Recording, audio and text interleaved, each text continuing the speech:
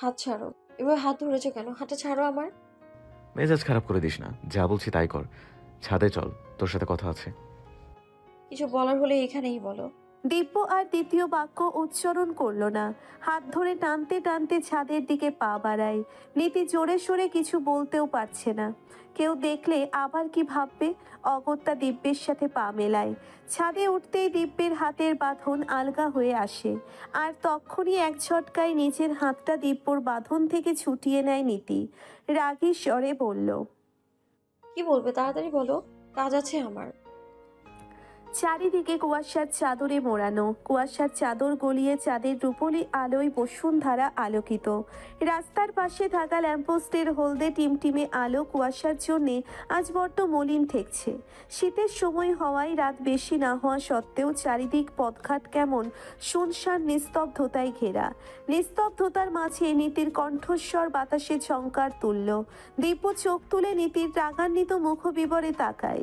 ছটফটে চঞ্চল নীতির রাগী মূর্তি মুখশ্রীটা একটু অন্যরকম ঠেকল। আজ আর দিব্যর মন রাগতে সায় দিল না। দিব্য অস্ফুটে বলল। সরি। নীতি প্রশ্ন ছুড়ল। What for sorry? রাগের পারদ আজ নিচের দিকে রাখার সর্বোচ্চ চেষ্টা করছে দিব্য, কিন্তু এই মেয়ের জন্য সম্ভব হবে কিনা আল্লাহই মালুম। দিব্য শান্ত স্বরেই বলল। তখন তোর সাথে মিসবিহেভ করার জন্য। থামে দিব্য। নীতির থেকে দৃষ্টি সরিয়ে নিয়ে বিশালাকার আকাশপানে এক পলক চাই দিব্য। অতপর অদূরে শূন্যে দৃষ্টি নিবদ্ধ করে শান্ত গলায় বলল, নীতি, আমি তোর অনুভূতিকে ছোট করে দেখছি না, আর না তো উপহাস করছি। তবে তুই বুঝতার হ, একটু ভেবে দেখ। হয়তো এটা তোর আবেগ, আর নতুন করে আমার সম্পর্কে নাই বললাম, কারণ তুই তো আমার সম্পর্কে সবটা জানিস। নতুন করে কাউকে মেনে নিতে পারবো না, ব্যাপারটা এমন না। এই পৃথিবীতে ধ্রুব সত্য কি জানিস? নীতির টানটানা চোখচূড়া দিব্যর শান্ত মুখের দিকে ঠাই তাকিয়ে হঠাৎই খুব মনোযোগী হয়ে পড়ে ও। এতক্ষণে রাগ ক্ষোভ সব যেন হাওয়ায় মিলিয়ে যেতে থাকে। দিব্যর কণ্ঠটা আজ অন্যরকম ঠেকছে, বড্ড বিষণ্ণ লাগছে। নীতি ওর সম্পূর্ণ মনোযোগ দিব্যর কথায় মনোনিবেশ করে শ্রবণ করতে থাকে। দিব্য বলতে থাকে, জীবন থেমে থাকে না, সময়ের সাথে সাথে প্রবাহমান জীবন। জীবন যেমন থেমে থাকে না, ঠিক তেমনি শূন্য স্থানগুলো আজীবন শূন্য থাকে না। এক সময় না এক সময় শূন্যস্থান পূর্ণ হয়। এই পূর্ণতা পাওয়ার জন্য কাউকে না কাউকে প্রয়োজন। সর্বোপরি ভাগ্য বলে কথাটা তো অবধারিত, ধ্রুব সত্য। আমি সবটা মন থেকে মেনে নিয়েছি, তবুও মাঝে মাঝে অস্বস্তি হয়। সেই অস্বস্তিটা কাটানোর জন্য হলেও আমার বাইরে যাওয়া জরুরি। আর নীতি, আমি জানি তুই খুব ভালো মেয়ে, তুই কখনোই আমাকে ডিজার্ভ করিস না। তুই আমার থেকেও বেটার ডিজার্ভ করিস। তাই বলছি, যেহেতু তোর জন্য বেটার অপশন আছে, তাই মেনে নে। দেখবি সময়ের সাথে সাথে মোহটাও কোথায় উবে যাবে। দিব্য ম্লান মুখে আলতো হাসল। আকাশে পূর্ণ চাঁদ, জ্যোৎস্না স্নিগ্ধ রাত। জ্যোৎস্নার আলোয় দিব্যর হাসিটা বড্ড মলিন আর বিষণ্ণ লাগলো, যা নীতির বুকে সূচ ফোটানোর মতো ব্যথা অনুভব করায়। দৃষ্টি তুলে চাঁদের দিকে তাকিয়ে বক্ষস্থলের গহীন চিরে দীর্ঘশ্বাস বেরোয় নীতির।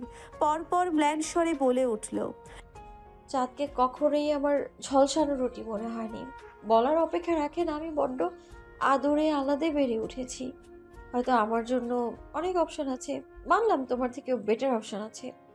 যেখানে আমার মন মস্তিষ্ক, আমার কল্পনার রাজ্য সবটার একচ্ছত্র আধিপত্য তুমি, সেখানে বেটার কাউকে প্রয়োজন আছে কি? শত শত বেটার অপশনের ভিড়েও আমার মন মস্তিষ্ক একবার নয় দুবার নয়, শত সহস্র বার তোমাকেই চাইবে। You are not my infatuation. আমার হৃদসায়রের গভীর ছাড়িয়ে গভীরতম থেকে উত্তাল উর্মিমালার মতো আসা ভালোবাসার এক নাম তুমি। তুমি মানেই আমার খেয়ালি অবুঝপনা মনকে হিম করা আর্দ্রতা।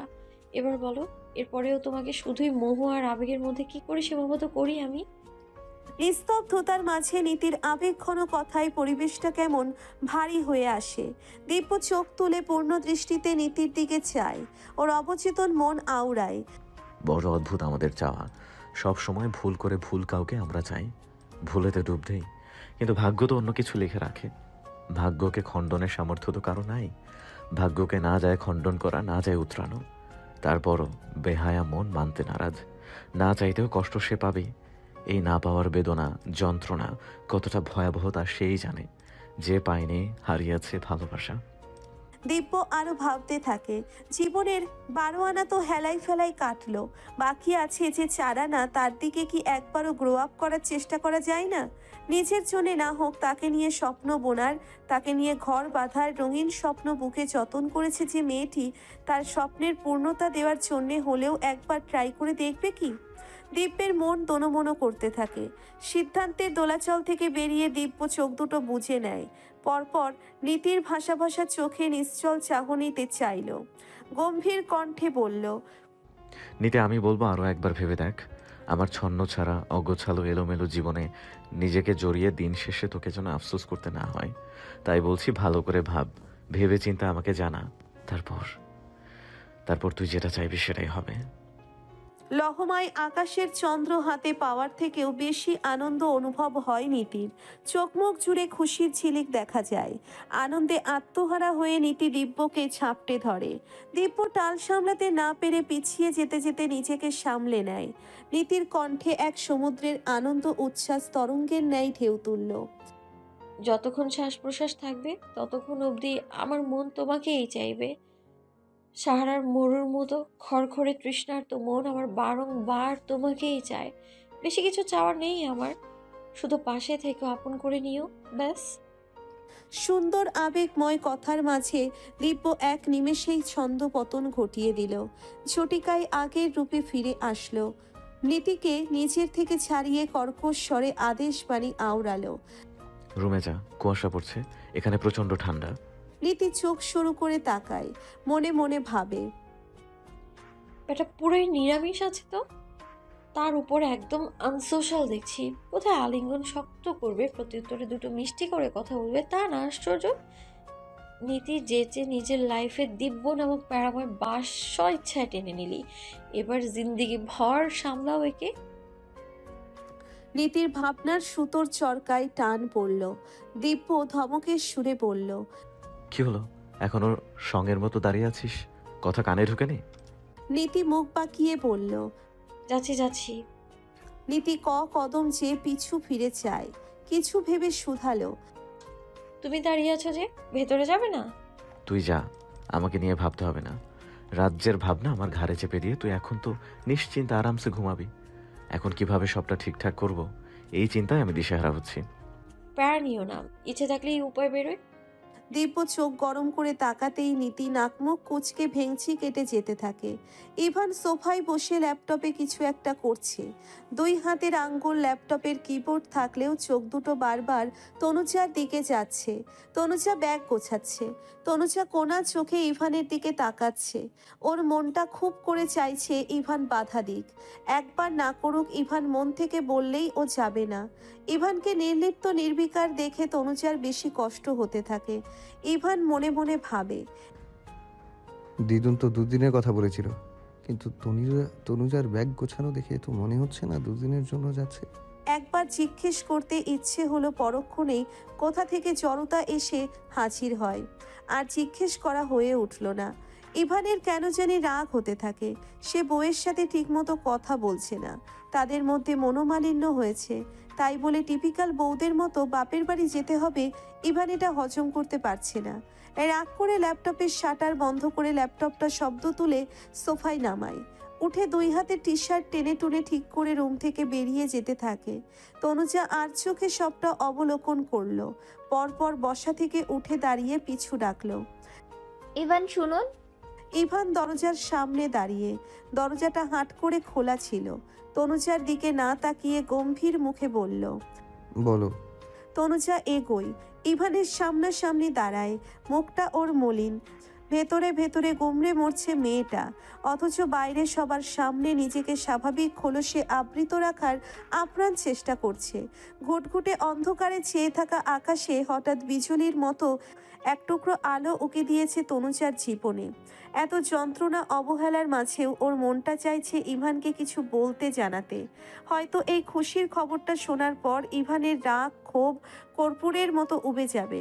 তনুজা জিভ দিয়ে ঠোঁট ভিজিয়ে নেয়, মাথাটা নুইয়ে নিচু স্বরে বলে, ইভান আপনি বা। ইভানের কথায় তনুজার কথাটা অসম্পূর্ণ রয়। কথার মাঝে ইভান বলল, হ্যাঁ, বাইরে যাচ্ছি। কি বলবে ফার্স্ট বলো। আরেকটা কথা শুনে রাখো, এই যে রাত করে ফিরি, এর মানে ড্রিঙ্ক করে আসি না। একবার কাউকে কথা দিলে সেই কথা ইভান রাখতে জানে। ইভান অন্যদের মতো প্রতারণা করতে জানে না, কোনো কিছু গোপন করে না। তনুজার হৃদয় ক্ষতবিক্ষত হয়। যে মন নিয়ে কথাটা বলতে আসছিল, সে মনটা নিমেষেই বেদনায় নীল হয়ে আসে। ইদানিং রাত করে ফিরে দেখে সেদিন তনুজা আচমকা বলেছিল, আপনি বোধহয় আবার ড্রিঙ্ক শুরু করেছেন, তাই রাত করে বাসায় ফেরেন। সেদিন উত্তর না দিলেও আজ পুরো কথা না শুনে উল্টো বুঝে এমন ধারালো অস্ত্রের ন্যায় উত্তর দেয়, যে উত্তরে তনুজার সত্তা রক্তাক্ত হয়। ইস, এই ব্যথা যে দেখানো যায় না। তনুজা টলমলে চোখে চেয়ে বলল, ইভান, আপনি কেন একবারও সিচুয়েশনটা বোঝার চেষ্টা করছেন না? আপনি অযথাই আমাকে মিসজাজ করছেন। ইভান তপ্ত নিঃশ্বাস ফেলল, কণ্ঠটা খাদে নামিয়ে বলল, তোমার অতীত আছে, সেখানে আমার বিন্দু মাত্র অভিযোগ নেই। তোমার অতীতের সাথে দিব্য জড়িয়ে আছে, বিষয়টা চাইলেও আমি মেনে নিতে পারছি না। আমি তোমার সাথে স্বাভাবিক থাকতে চাইছি, বাট পারছি না। বারবার অনুশোচনায় দগ্ধ হচ্ছি, ভেতরে ভেতরে অপরাধ পথে ভুগছি। মনে হচ্ছে আমার জন্য দিব্য তোমাকে পেল না, দিব্য কষ্ট পেল, আর তুমি তো জোর করে মেনে নেওয়ার নিছক অভিনয় করে যাচ্ছ। তনুজা প্রতিবাদ স্বরূপ বলল, ইভান, আমি প্রথমে বিয়েটা মানতে না পারলেও ধীরে ধীরে মেনে নিয়েছি, আর চেষ্টা করছি আপনাকে আপন করার। বিশ্বাস করুন আমায়। আমি আবারও বলছি, আমার মনে আপনি ছাড়া বর্তমানে কেউ নেই। Trust me. আমি সবসময় অন্য মানুষের কাছ থেকে নয়, নিজের আপন মানুষদের থেকে কষ্ট পেয়েছি। জীবনে নিজের মানুষদের কাছ থেকে প্রতারণা পেয়ে আমি আমি বড্ড শান্ত হয়ে গিয়েছি, অনুভূতি শূন্য হয়ে পড়েছি। সেদিন তৃষার মাধ্যমে কথাগুলো শুনে আমি খুব বেশি আপসেট হয়ে পড়ি। এর থেকে বেটার হতো যদি তুমি নিজেই সাহস করে সত্যিটা বলতে। যাই হোক, এখন এটা বলে লাভ নেই। তবে জেনে রাখো, আমি ইচ্ছা করে তোমায় কষ্ট দিচ্ছি না। সব কিছু আগের মতো করতে আমার একটু সময় দরকার। আশা করি তুমি আমার অবস্থা বুঝবে। আপাতত আমাকে আমার মতো থাকতে দাও। ইভান ত্রস্ত পায়ে প্রস্থান করতে থাকে। ওদিকে ছাদ থেকে নেমে রুমের উদ্দেশ্যে যাচ্ছিল দিব্য। ইভান তনুজার শেষের কথাগুলো ওই স্পষ্ট শুনতে পায়। দাঁত কিরমিরিয়ে ঘৃণা ভরে গালিসহ একটা নাম উচ্চারণ করলো। তৃষা। তনুজা ব্যালকনিতে আসে। গায়ের শালের আস্তিন মৃদু হাওয়ায় দুলছে। ওর চক্ষু তারা পানিতে টলমল করছে। ঘন পল্লব নোনতা জলে ভিজিয়ে অদূরে অন্ধকারে তাকায়। একটা হাত আপনা আপনি শাড়ির আঁচল গলিয়ে তুলতুলে পেটের উপর রাখে। ঠোঁট দুটো নেড়ে বলে, দুঃখ আমার নিত্যদিনের সঙ্গী, সুখ সে তো আমার কারাগারে বন্দী। সুখে আশা করাও ভুল আমারই। রাতে ডাইনিংয়ে ডিনার করতে বসেছে মির্জা বাড়ির সদস্যরা। এর মধ্যেই দিব্যের কথাই যেন খাওয়ার টেবিলে বোমা বিস্ফোরণ ঘটে। এমন মুখ করে সকলে ওর দিকে মুখ চাওয়াচাই করে। মির্জা বাড়ির ডাইনিংয়ে উপস্থিত সবাই যেন নীরব শ্রোতা। এদিকে তামান্না হাত দুটো নাড়িয়ে নাড়িয়ে অনর্গল কথা বলে যাচ্ছে। হেন তেন বিয়ের প্ল্যান প্রোগ্রামিং নিয়ে কথা বলে বলে ওনার মুখটা একটুও বন্ধ হওয়ার ফুরসত পাচ্ছে না। নেওয়াজ সাহেব চুপচাপ। কিছু বললে স্ত্রীর কাছে এক পয়সার দাম পাওয়া যাবে না, তাই অহেতুক কথা না বলে নিশ্চুপ আছেন। শাহরিয়ার মির্জা বোনের সাথে সাই মিলিয়ে মাঝে মাঝে দু একটা কথা বলছেন। তনুজা, ইভান আর নীতি ছাড়া ছোট বড় সবাই উপস্থিত ছিল। এমন সময় দিব্য এসে আর চোখে চারিদিকে অবলোকন করে চেয়ার টেনে বসে। ফুপি আর বাবার কথা শ্রবণ করে সেকেন্ডেই ঠাউর করে আজ ডিনার কম বিয়ের সলা পরামর্শ চলছে। কাঁচের চকটা হাতে তুলে পানি ঢালতে ঢালতে সবার দৃষ্টি আকর্ষণ করতে দিব্য বলল, মাম্মা, আমার কিছু বলার আছে। তামান্না ঢের বিরক্ত হলেন। গুরুত্বপূর্ণ কথা চলছে তার মধ্যে এই ছেলে বাহাত দিয়ে দিল। শিরিন খাবার সার্ভ করতে করতেই ছেলের মুখের দিকে তাকালেন। দিব্য নির্বিকার মুখ করে কোনো ভনিতা ছাড়াই সোজাসুজি স্পষ্ট কণ্ঠে বলল, মাম্মা, আমি নীতিকে বিয়ে করতে চাই। ছেলের এহেন নির্লিপ্ত কথায় শাহরিয়ার সাহেবের কান দুটো ঝাঁঝা করে উঠল। আচমকা গলায় খাবার আটকে বিষম খেয়ে কাঁচতে থাকলেন। নূরজাহান কেবল এক টুকরো রুটি ছিঁড়ে মুখে পুড়েছিলেন। চিবোতে ভুলে বসে ঘাড় ঘুরিয়ে নাতির দিকে চাইলেন। তামান্নার মেজাজ লহমায় তুঙ্গে উঠল। কপালে গাঢ় ভাঁজ ফেলে অসহ্যকর চাহনিতে তাকায়। শিরিনের কান দুটো অবিশ্বাস্য ঠেকছে। চোখ দুটো বিস্ময়ে কোটর ছাড়িয়ে যাওয়ার জো হয়েছে। খাবার মুখে তোলার জন্যে নৃত্য কেবল হাঁ করেছিল। তাজ্জব বনে তার হাঁ যেন 3 গুণ বাড়ে। ঢকঢক করে 1 গ্লাস পানি সাবার করে নিজেকে স্বাভাবিক করেন শাহরিয়ার মির্জা। রাগান্বিত মুখ বিবরে ছেলের দিকে চাইলেন, শাসিয়ে উঠলেন। দিব্য, মাথা ঠিক আছে তোমার? কি বলতে চাইছো তুমি? দিব্যর তেরা জবাব। কেন শুনতে পাওনি? কি বললাম শুনোনি? শাহরিয়ার মির্জা নড়ে চড়ে বসলেন, আওয়াজ চড়িয়ে বললেন, দিব্য, আমি মোটেও তোমার সাথে ফাজলামি করছি না। এতদিন বিয়াদবি করতে, আজ সকলের সামনে ফাজলামি করছো। দিন দিন তোমার অধপতন দেখে আমি হতাশ হয়ে যাচ্ছি। পাপা, তোমার সাথে আমার ফাজলামি করার সম্পর্ক নয়। আমি মোটেই ফাজলামি করছি না। যা বলছি ভেবেচিন্তে আর সিরিয়াসলি। শাহরিয়ার মির্জা কড়া চোখে তাকিয়ে কিছু বলবেন, সেই মুহূর্তে নূরজাহান বেগম চোখ দিয়ে ইশারা করে থামিয়ে দিলেন। নূরজাহান বেগম শান্ত কণ্ঠে শুধালেন, ছোট দাদু ভাই, তুমি জানো নিতির বিয়ের তারিখ ঠিক হয়েছে? তা আজ হঠাৎ তোমার এমন বলার কারণ কি? দিব্য ভেবা চেকা খায়। গাধী নীতির উপর মেজাজ চড়ল। উত্তরে কি বলবে ভেবে দিশেহারা। কোনো রকম কয়েকটা শব্দ গুছিয়ে জড়তা নিয়ে বলল, বিয়ের কথা শুনেই তো এখন বলতে বাধ্য হয়েছে। শাহরিয়ার মির্জা রাগে ঝট করে উঠে দাঁড়ালেন, আঙ্গুল উঁচিয়ে উচ্চস্বরে বললেন, তোমার লজ্জা করছে না? এখানে বড়রা সবাই আছে, তোমার মধ্যেও এখনো নির্লজ্জের মতো কথা বলতে? বিয়ের দিনখান ঠিক হয়েছে, এখন এসে তুমি তামাশার কথা বলছো? থেমে স্ত্রীর দিকে রাগে দৃষ্টিতে চেয়ে বললেন, শিশির, তোমার ছেলেকে বোঝাও, তার না কয়েকদিন পরেই ফ্লাইট। এখন আবার কোন নাটক করতে, সিনক্রেট করতে এরকম ভ্যাং ধরে কথাবার্তা বলছে। এর মধ্যেই নেওয়াজ সাহেব মুখের থেকে তালা খুললেন, অমায়িক কণ্ঠে বললেন, ভাইজান, আপনি শান্ত হয়ে বসুন, মাথা ঠান্ডা রেখে আগে দিব্যর পুরো কথা শুনুন। ছেলেটা কি বলতে চাইছে আগে শুনি, তারপর ভালো করে জেনে শুনে সিদ্ধান্ত নেওয়া যাবে। তামান্না খেকিয়ে উঠলেন, আর কি শুনবে? হ্যাঁ, শুনতে পাওনি ও কি বলল? ভালো করে শুনে সিদ্ধান্ত নেওয়ার কি আছে? আর কিসের সিদ্ধান্ত নেবে? কি বলতে চাইছো তুমি? স্ত্রীর একাধিক প্রশ্ন বানে মুখটা ম্লান হলেও নেওয়াজ সাহেব চুপ রইলেন না। ওনার মনে খটকা লাগলো। দুপুরে পাত্রপক্ষের সামনে মেয়েকে কেমন বিষণ্ণ মলিন লাগছিল। আর দিব্য যেহেতু এরকম বলছে, কোনো কানেকশন তো নিশ্চয়ই আছে। চশমাটা ঠেলে ঠিক করে তীক্ষ্ণ চোখে দিব্যর দিকে চাইলেন নেওয়াজ সাহেব। নরম গলায় জিজ্ঞেস করলেন, দিব্য বাবা, তুমি নীতিকে পছন্দ করো? দেখো বাবা, তোমার আরও আগে বলা উচিত ছিল। একে তো বিয়ের সব ডেট ফিক্সড করা হয়ে গেছে, আর সর্বোপরি নীতিরও নিজস্ব মতামতের ব্যাপার আছে। দিব্য অসহ্য ঠেকছে। নীতিকে সবার সামনে ছোট করবে না বলে সত্যিটা লুকিয়ে রেখেছে। এখন যে এভাবে নিজেকে সবার চক্ষুশূল হতে হবে তা কোসমিন কালেও ভাবেনি।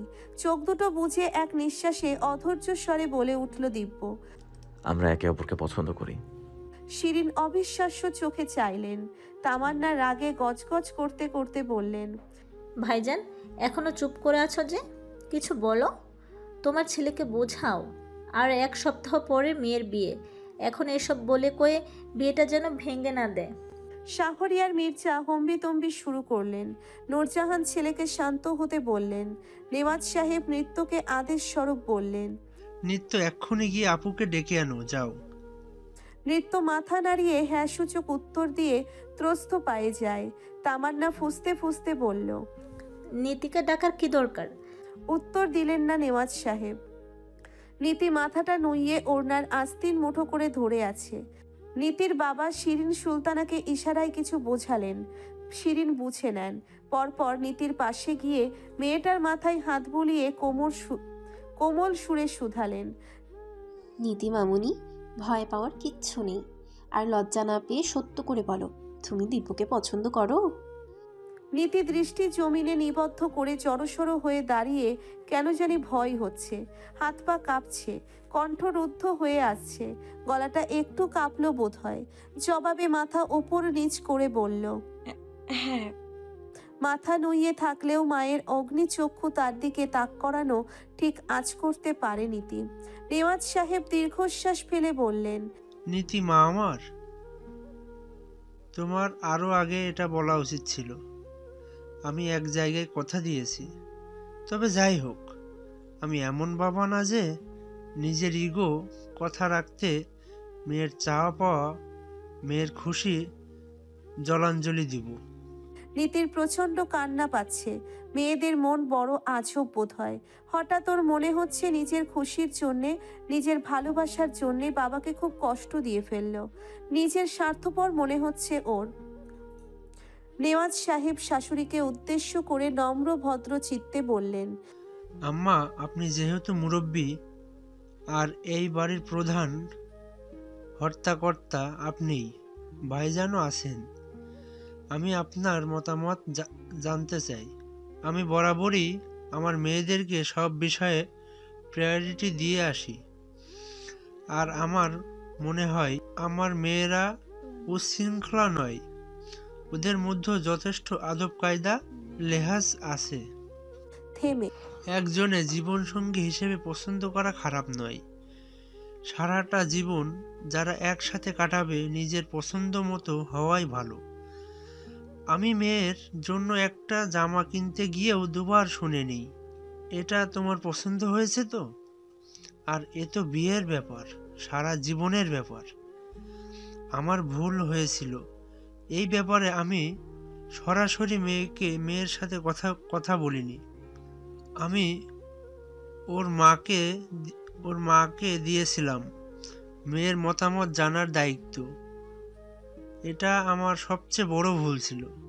যাই হোক, এসব বলে কোনো লাভ নেই।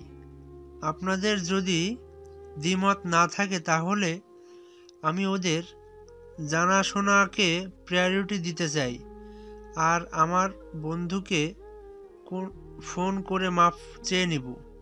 কোনো ব্যাপার না। একটু সম্মান ক্ষীণ হলেও যদি আমার মেয়ের মুখে হাসি ফুটে তাহলে আমি তাই করব। শাহরিয়ার মির্জা নিরুত্তর। দ্বিমত দ্বিধা নেই, তবে তামান্নার মুখ দেখেই অনুমান করা যাচ্ছে সে অসন্তুষ্ট। তামান্না প্রতিবাদ করে উঠলেন, মাথা খারাপ হয়েছে তোমার। এক জায়গায় কথা দিয়ে দেওয়া হয়েছে, এখন ওদের সাথে সাথে তুমি বাচ্চামি কথাবার্তা বলছো। তামান্না এখনো ঘটা করে কাউকে বিয়ের কথা বলেনি।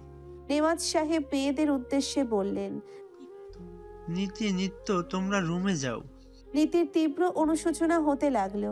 এখন মাম্মা রুড আচরণ করবে, পরিবেশ উত্তপ্ত করবে। ফুপির কথাবার্তা শুনে দিব্যর মেজাজ চড়ে যায়। বেয়াদবি করে ফেলায় তুমুল সম্ভাবনা, তাই আর দেরি না করে গটগট পা ফেলে প্রস্থান করে দিব্য। পরপর নীতি নৃত্য রুমের দিকে পা বাড়ায়। তামান্না চেঁচামেচি শুরু করলেন, নিতে ছোট, এটা ওর আবেগের বয়স, ওর সাথে সাথে আমরা অবুঝ হতে পারি না। এই সিদ্ধান্ত আমি মানি না। মেয়েকে আমি ওখানে বিয়ে দিতে চাই। নূরজাহান বেগম গম্ভীর মুখে বললেন, আহ তামান্না, বেশি হয়ে যাচ্ছে কিন্তু, চুপ করো এবার। শাহরিয়ার মির্জা দীর্ঘশ্বাস ফেলে উপরে চলে গেলেন। শিরিনও পিছু পিছু গেলেন। ননদের উপর রাগও হলো বটে। নিজের ছেলের সাথে বিয়ে না দিয়ে চাওয়ার এই কথাবার্তা শুনে কয়েকটা কথা শুনিয়ে দিতে মন চাইলেও কিছু ভেবে কথাগুলো কণ্ঠনালী অবধি আসতেই গিলে নেন। ভাই ভাবি যাওয়ার পর তামান্না স্বামীর উপর বেশি তেতে উঠলেন। রাগে গজগজ করতে করতে বললেন, আমি কিছুতেই নীতিকে দিব্যর সাথে বিয়ে দেব না। দরকার পড়লে আমি এই বাড়ি থেকে চলে যাব, তাও মেয়েকে এখানে বিয়ে দেব না। নিজের ভাইয়ের ছেলে হলেও আমার আদরের মেয়েকে একটা বদমেজাজি রাগের জেদি ছেলের সাথে বিয়ে দিতে পারবো না। এছাড়াও নূরজাহান ধমক দিয়ে উঠলেন, তামান্না রুমে যা, এখনো সময় আছে, ঠান্ডা মাথায় ভেবে দেখ। দিব্য লাগাতার কল লিস্টে উপরে থাকা নম্বরে কল দিয়ে যাচ্ছে। সেই অনেকক্ষণ আগে থেকেই কল দিচ্ছে, কিন্তু রিং হয়ে হয়ে কেটে যাচ্ছে। দিব্য দাঁতে দাঁত চেপে শেষবারের মতো কল দেয়। এবার রিসিভ না হলে সোজা বাইক নিয়ে চলে যাবে। গিয়ে ফোন রিসিভ না করার শাস্তিস্বরূপ পৌষ মাসের হাড় কাঁপানো শীতের রাতে 1 ঘন্টা ডুবাই চুবিয়ে রাখবে।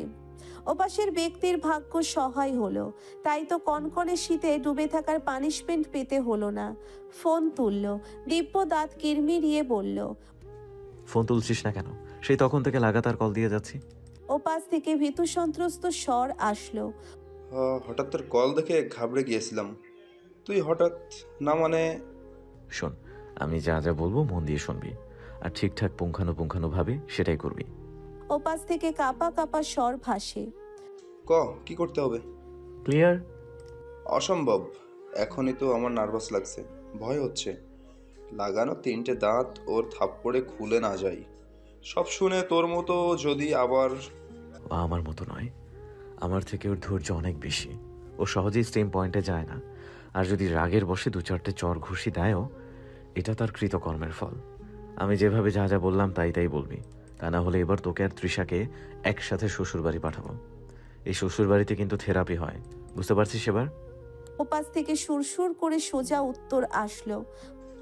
আচ্ছা ভাই, ঠিক আছে, যেমনটা বলেছিস ঠিক তেমনই বলবো। কথাটা শেষ হওয়ার সাথে সাথেই টুকটুক করে কল কেটে দেয় দিব্য। তারপর আঙ্গুল মুষ্টিবদ্ধ করে বলে, তৃষা, সেদিন ছেড়ে যাওয়া ভুল হয়েছিল। এবার দ্বিগুণ মাসুল গুনতে রেডি থাকো, একেবারে বকেয়ার সাথে বোনাস সহ পাবে।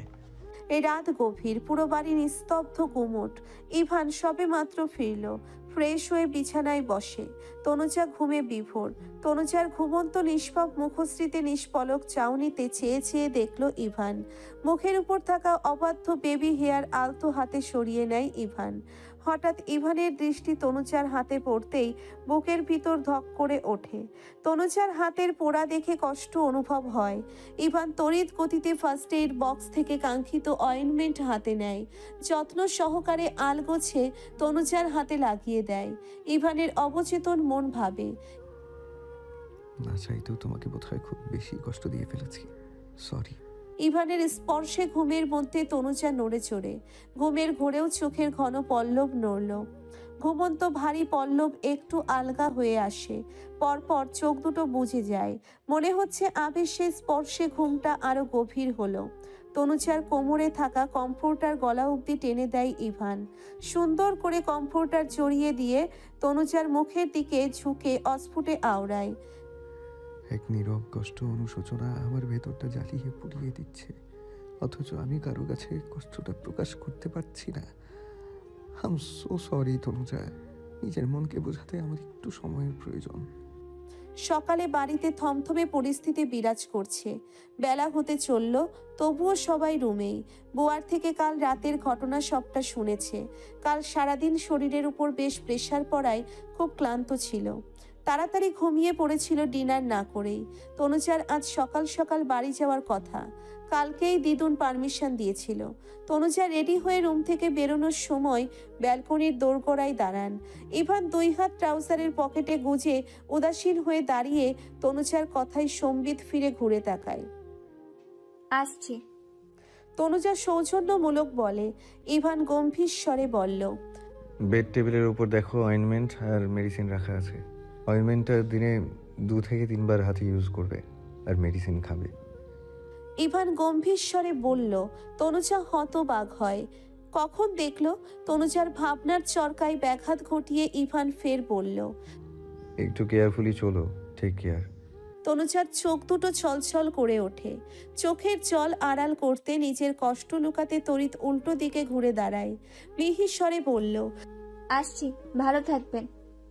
দিদুনকে বলে তনুজা গাড়ির কাছে যেতেই ড্রাইভার দরজা খুলে দেয়। গাড়িতে পা দেওয়ার আগে তনুজা ঘাড় ঘুরিয়ে মাথা তুলে দোতলার ব্যালকনিতে যায়। তনুজাকে মাথা ঘুরাতে দেখে ইভান উল্টো দিকে পিঠ করে ঘুরে দাঁড়ায়। তনুজা দীর্ঘশ্বাস ফেলে। অবচেতন বোন বলে, সহ্য করতে করতে ধৈর্য হারিয়ে ফেলেছি, তারপরও মনকে বোঝাই আজ নয়তো কাল সবটা ঠিক হয়ে যাবে। তবে আমি বোধহয় ভুল। এখন আমি বুঝতে পারছি আমি আপনার কাছে অতটাও গুরুত্বপূর্ণ নই যতটা আমি ভেবেছিলাম। অফিসে বসে ফাইলে নজর বুলাতে বুলাতে হাতঘড়িতে সময় দেখে ইভান। পরপর ফোন হাতে নিয়ে কল করে। রিসিভ হতেই উপাস থেকে বড় করে সালাম আসলো। আসসালামু আলাইকুম স্যার। ইভান উত্তর দিয়ে গম্ভীর গলায় প্রশ্ন করলো, ম্যাডামকে ঠিকঠাক বাসায় পৌঁছে দিয়েছেন? বয়স্ক ড্রাইভার অপ্রস্তুত হয়, আমতা আমতা করে বলল। জি জি স্যার, ম্যাডাম এতক্ষণে পৌঁছে গিয়েছে। ইভানের কপালে ভাঁজ পড়ল, পরপর গলার স্বর চড়িয়ে বলল। হোয়াট রাবিশ, পৌঁছে গিয়েছে মানে? আপনি তনুজাকে বাসায় ড্রপ করে দিয়ে আসেননি? জি না, জি জি স্যার, ম্যাডাম সই সালামতে বাসায় গিয়েছেন। ইভান স্বস্তির নিঃশ্বাস ফেলল, খট করে কল কেটে কাজে মনোযোগ দেওয়ার চেষ্টা করে। তবে কাজে মন বসছে না আজ, মনটা আনচান করছে। ঘড়ির কাঁটা বেলা 11টার ঘর ছুঁই ছুঁই। শীতের তেজহীন সূর্যটা কুয়াশার চাদর ভেদ করে সবেমাত্র আলো ছড়াচ্ছে। সাদা টি শার্টের উপর থাকা চেইন খোলা কালো ডেনিম জ্যাকেটটা এক হাতে সরিয়ে গায়ে পারফিউম পুশ করে দিব্য। অতঃপর সাদা কেটস জোড়া পায়ে গলিয়ে উবু হয়ে ফিতা বাঁধতে থাকে। এমন সময় হঠাৎ উচ্চস্বরে চেঁচামেচির শব্দ ভেসে আসলো, যেখানে তামান্নার গলার স্বর স্পষ্ট শোনা যাচ্ছে। টেবিলের উপর থেকে বাইকের চাবিটা হাতে নিয়ে রুম থেকে বেরোয় দিব্য। লিভিং রুমে মাথা নুইয়ে দাঁড়িয়ে নীতি, দোচোখ বেয়ে ঝরঝরিয়ে অশ্রু গড়িয়ে পড়ছে মেয়েটার। তামান্না মেয়েকে শাসিয়ে যাচ্ছেন। খানিকক্ষণ আগেই নেওয়াজ সাহেব বেরিয়েছেন, সরাসরি সামনাসামনি মাপ চেয়ে তাদেরকে আর আগাতে বারণ করতে। তারপর থেকেই তামান্না যেন খেপেছে, সমস্ত রাগ মেয়ের উপর ছাড়ছে। পারছে না তো মেয়েকে শুলে চড়াতে, এমন অ্যাটিটিউড শো করছে। নূরজাহান বেগম এসে মেয়ের দিকে অসন্তোষ বদনে চেয়ে বললেন, এসব কি হচ্ছে বাড়িতে? এটা বাড়ি নাকি বস্তি? সকাল সকাল গলা ফাটিয়ে চিৎকার করছিস, বলতো আমায় তোর সমস্যা কোথায় শুনি? শিরিন একবার তামান্নার দিকে তো আবার নীতির দিকে চাইলেন, পরপর নীতির কাছে দাঁড়িয়ে মেয়েটাকে আগলে নেন। তামান্নার দিকে বিরক্তিকর দৃষ্টি নিক্ষেপ করে বললেন, তামান্না, তোমার মনে হচ্ছে না তুমি বাড়াবাড়ি করছো? বাড়ির সকলে যেখানে দ্বিমত করছে না, তখন তোমার এত সমস্যা কিসের? স্বয়ং নেওয়াজ ভাই যেখানে রাজি, এরপরেও তুমি এরকম বিহেভিয়ার কেন করছো? ওদিকে সিঁড়িতে দাঁড়িয়ে সবটা দেখছে আর শুনছে দিব্য। তামান্না রাগে গজগজ করতে করতে এগিয়ে আসলেন, আচমকা নীতির একটা হাত ধরে টান দিয়ে শিরিনের থেকে এক ঝটকায় ছাড়িয়ে নিলেন। তিরিক্ষি গলায় বললেন, আমার মেয়ের ব্যাপারে যে কোনো সিদ্ধান্ত নেওয়ার অধিকার নিশ্চয়ই আমার আছে। আমি মা, আমার মেয়ের কি সে ভালো হবে সেটা আমার থেকে বেশি কেউ বুঝবে না। মায়ের থেকে মাসির দরদ নিশ্চয়ই বেশি হয় না? সবার তো উপরে উপরে আলগা দরদ উতলে পড়বে। বকলে, মারলে, কাটলেও আমার থেকে বেশি কেউ মেয়ের ভবিষ্যৎ নিয়ে চিন্তিত উদ্বিগ্ন হবে না। দিব্যর কপালে শিরা উপশিরা ফুলে উঠল। ফুপির আচরণ প্রত্যেকটা কথাবার্তা রং মনে হলো, তারপর অতিমাত্রায় মেজাজ খারাপ করে দেয়।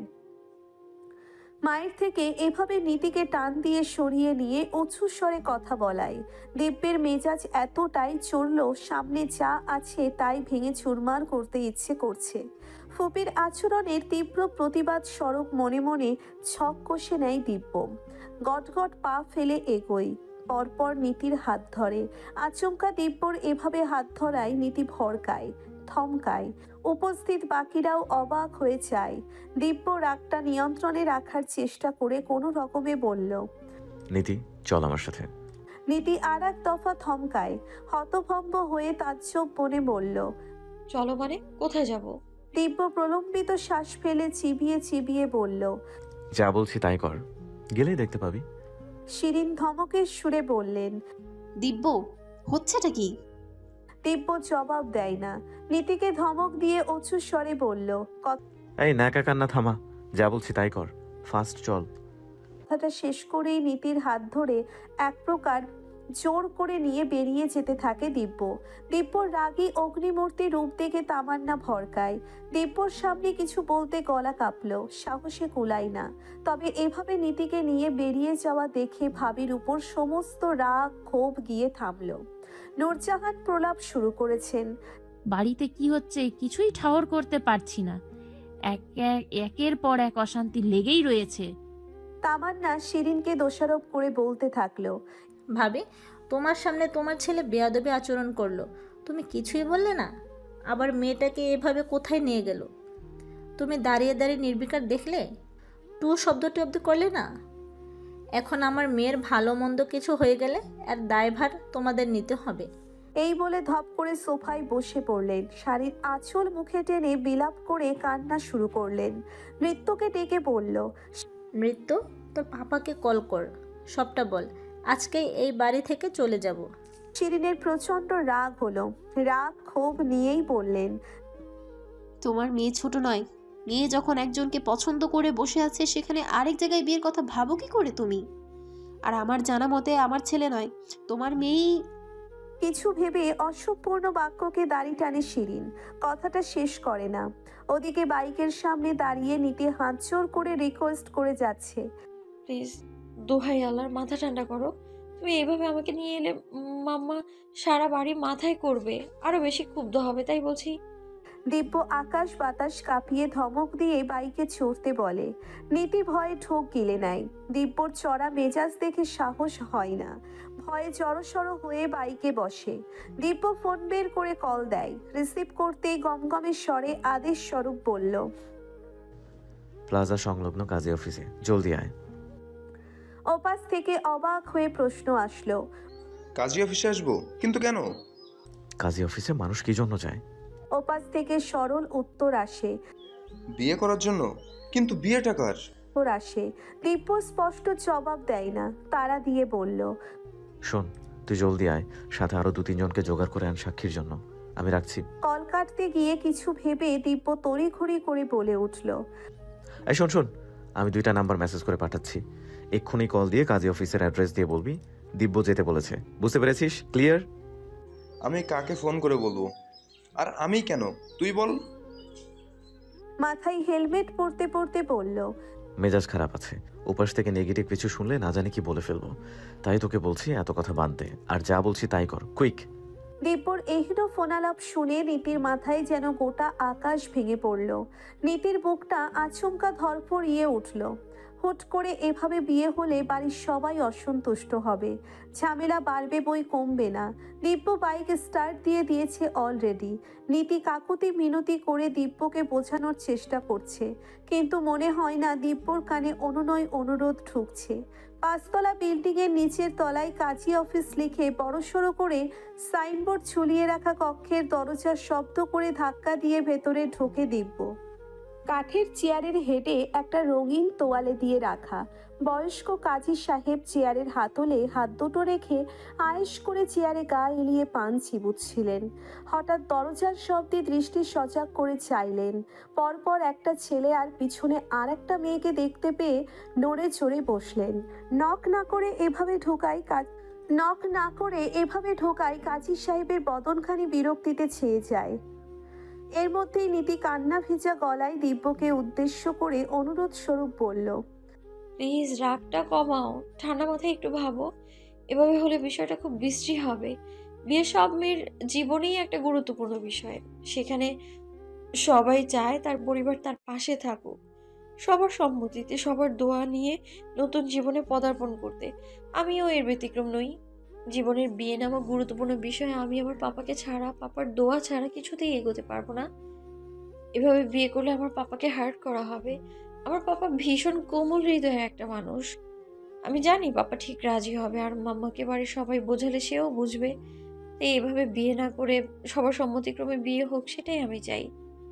দিব্য 2 হাত জিন্সের পকেটে গলিয়ে কাজী সাহেবকে উদ্দেশ্য করে বলল, কাজী সাহেব, আপনাকে এখন একটা বিয়ে পড়াতে হবে। জলদি ফটাফট সব ঠিক করে নিন, হাতে সময় কম। কাজী নীতির দিকে একবার তো দিব্যর দিকে একবার তাকালেন। চোখ দুটো ডলে নিয়ে ভালো করে পরখ করলেন। নীতিকে ইশারায় দেখিয়ে প্রশ্ন করে উঠলেন, মেয়েটা কান্না করছে তো? কান্না করে কেন? বিয়েতে নিশ্চয়ই রাজি না? জোর করে তুলে আনছো কি? কাজীর একাধিক প্রশ্নে দিব্যর রাগের পারদ উঁচুতে ওঠে। স্পষ্ট রাগী দৃষ্টিতে তাকালো, কণ্ঠস্বর চড়িয়ে বলল, আপনার যেটা কাজ সেটাই করুন, এত জেরা করতে হবে না। প্রশ্ন বাদ দিন, যা বললাম তাই করুন। দিব্যর রাগী চোখ দুটো তারপর বজ্র কণ্ঠ শুনে কাজী সাহেবের অন্তরাত্মা ভয়ে কেঁপে উঠল। কাজী সাহেব ভীত সন্ত্রস্ত মুখাবয়ব করলেন, নিম্ন স্বরে বললেন, বিয়ে পড়াবো তো, সাক্ষী কই? সাক্ষী লাগবো না? আপনি কাগজপত্র সব ঠিকঠাক করতে থাকেন, সাক্ষী 5 মিনিটের মধ্যে চলে আসবে। কাজী সাহেব দীর্ঘশ্বাস ফেললেন।